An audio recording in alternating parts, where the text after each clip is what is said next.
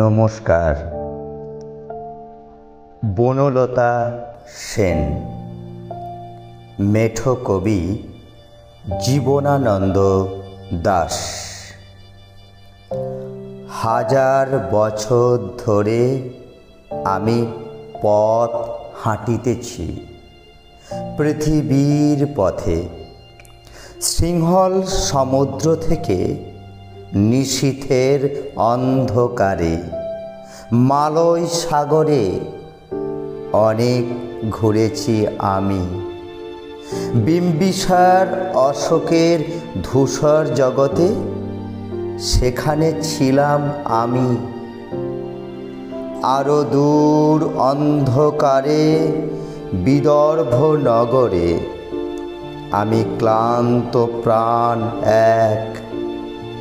চারিদিকে জীবনের সমুদ্র সফেন, আমারে দুদণ্ড শান্তি দিয়েছিল নাটোরের বনলতা সেন।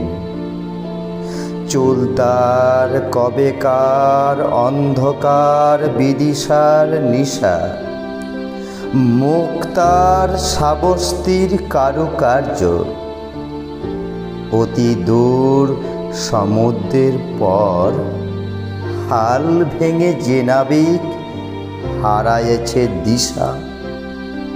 সবুজ ঘাসের দেশ যখন সে চোখে দেখে দারুচিনি দ্বীপের ভিতর, তেমনি দেখেছি তারে অন্ধকারে। বলেছে সে, এতদিন কোথায় ছিলেন? পাখির নীড়ের মতো চোখ তুলে নাটোরের বনলতা সেন। সমস্ত দিনের শেষে শিশিরের শব্দের মতন সন্ধ্যা আসে।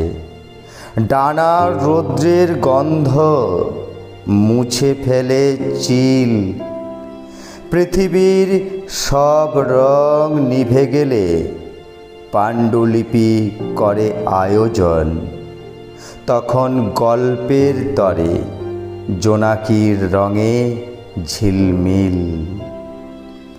সব পাখি ঘরে আসে, সব নদী ফুরায় এ জীবনের সব লেনদেন। থাকে শুধু অন্ধকার মুখোমুখি বসিবার বনলতা সেন। নমস্কার।